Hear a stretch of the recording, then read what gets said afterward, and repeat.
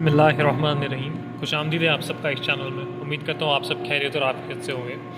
आज का हमारा टॉपिक जो है वो एक ट्रांसफार्मर के रिलेटेड है कि हमारा ट्रांसफार्मर रेक्टिफिकेशन के बाद या ड्यूरिंग इंस्टॉलेशन, जब भी हम कोई नया ट्रांसफार्मर इंस्टॉल करते हैं या किसी ट्रांसफार्मर की मरम्मत के बाद एक ट्रांसफार्मर को हम चार्ज क्यों करते हैं। अक्सर आप लोगों ने ये सुना होगा, जब भी हमारे मोहल्ले में कभी ट्रांसफार्मर ख़राब हो जाता है, ट्रांसफार्मर रिपेयर होने के बाद भी जो है सप्लाई हमें फ़राहम नहीं की जाती है।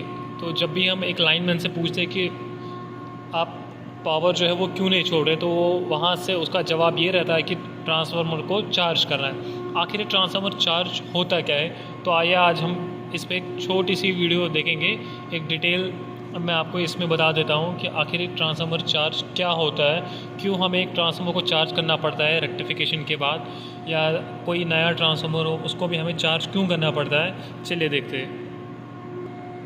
ये देखिए, मैंने एक ट्रांसफार्मर की रफली डायग्राम बनाई है। ये हमारा एक ट्रांसफार्मर है, ये इसका एचवी साइड है जो मेरा 11 केवी के साथ कनेक्ट है, और ये मेरा जो है सेकेंडरी साइड है जहाँ से मुझे 415 वोल्ट मिल रहा है लाइन टू लाइन, और लाइन टू फेज़ जो है वो हमारा 220 रहता है, जब मतलब सिंगल फेज़। ये तो आप लोगों ने जो है हमारे मोहल्ले में जो ट्रांसफार्मर रहता है सब की ऑलमोस्ट सेम यही डायग्राम रहती है।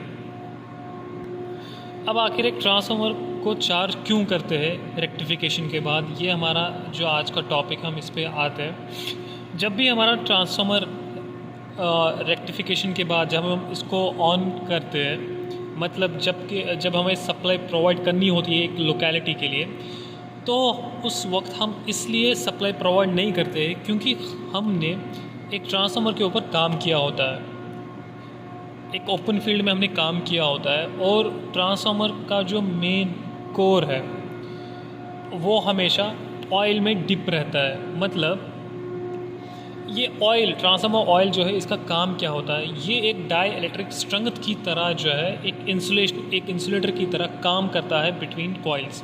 मतलब एक इंसुलेशन, जो हमारा जो ऑयल है वो एक इंसुलेशन प्रोवाइड करता है कॉइल्स के बीच में।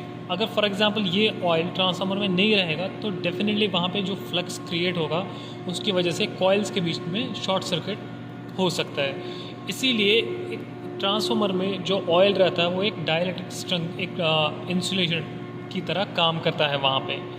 और जैसे ही हम एक ट्रांसफार्मर पे काम करते हैं, वहाँ पे एटमॉस्फेयर में एयर रहता है जिसमें वाटर मॉलिक्यूल्स रहते हैं। ये वाटर मॉलिक्यूल्स जो है हमारे ऑयल के साथ जो है रिएक्ट हो जाते हैं, जिस वजह से हमारे ऑयल में जो है मॉइस्चर आ जाता है। इस मॉइस्चर की वजह से क्या होता है, हमारे ऑयल का जो डाई इलेक्ट्रिक स्ट्रेंथ रहता है वो कमज़ोर हो जाता है।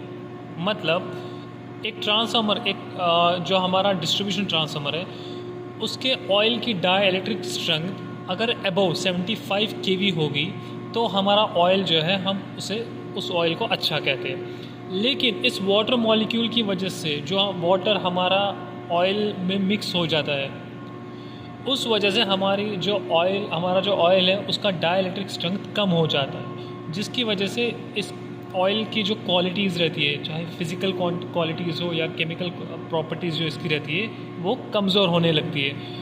और टाइम टू टाइम जो है इस ऑयल की डाइलेक्ट्रिक स्ट्रेंथ, एक स्टेज ऐसा आता है जहाँ पे इसकी डाइलेक्ट्रिक स्ट्रेंथ जो है प्रॉपरली वैनिश हो जाती है और हमारा ट्रांसफार्मर जल जाता है। हमारे ट्रांसफार्मर जो रहते हैं उनके जलने के मेन कॉज जो है वो यही रहता है कि कभी कभार जो है ऑयल का डाइलेक्ट्रिक स्ट्रेंथ जो है बहुत ही वीक हो जाता है, जो कि हम टाइम टू टाइम चेक नहीं करते हैं, जो कि हमें चेक करना चाहिए, जिस वजह से जो है हमारा जो ट्रांसफार्मर है वो जल जाता है।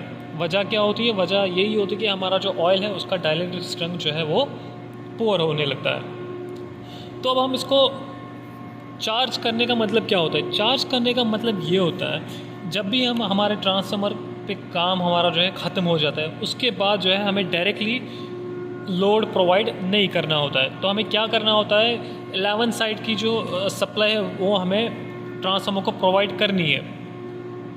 उसके बाद से एलवी साइड का जो ब्रेकर रहता है, ये हमारा जो है ये MCCB है। MCCB जो एक सर्किट ब्रेकर रहता है, इसको ऑफ़ करना है। ऑफ़ रखने की वजह से क्या होगा, हमारा जो सप्लाई है वो खाली प्राइमरी साइड से ट्रांसफार्मर को प्रोवाइड होगा, एलवी साइड से जो है सप्लाई नहीं रहेगा।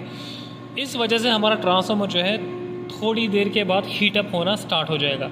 जैसे ही हमारा ट्रांसफार्मर के अंदर का जो कॉइल है, वाइंडिंग है, वो हीट अप होना स्टार्ट हो जाएगी, वहाँ पे जो ऑयल रहेगा वो भी हीट अप होना स्टार्ट हो जाएगा।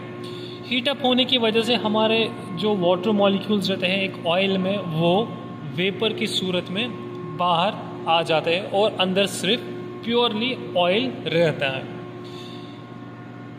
कभी कभार साइट पे जो है ऑयल वहीं से चार्ज होके आता है, तो उस वक्त हम डायरेक्टली सप्लाई प्रोवाइड करते हैं। लेकिन जब हम लोकेलिटीज़ में, अपने लोकल मोहल्ले में या एरियाज़ में जो है हमारे ट्रांसफार्मर्स की सर्विसिंग होती है, तो उस टाइम हम ऑयल पहले निकालते हैं, उसके बाद जो हमारा रेक्टिफिकेशन वर्क होता है वो कंप्लीट करके वापस से ऑयल रिफ़िल करते हैं, वही ऑयल रिफ़िल कर सकते हैं। तो उस वजह से हमें उस वक्त ट्रांसफार्मर को चार्ज करना पड़ता है।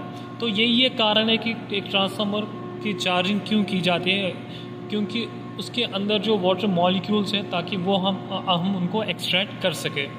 उम्मीद करता हूँ आपको ये वीडियो अच्छी लगी हो। इंशाल्लाह अगले टॉपिक पे हम इंशाल्लाह जल्द से जल्द एक नई वीडियो अपलोड करेंगे। तब तक आप अपना ख्याल रखें, खुश रहें, आबाद रहें। अस्सलामु अलैकुम वरहमतुल्लाहि वबरकातुहू।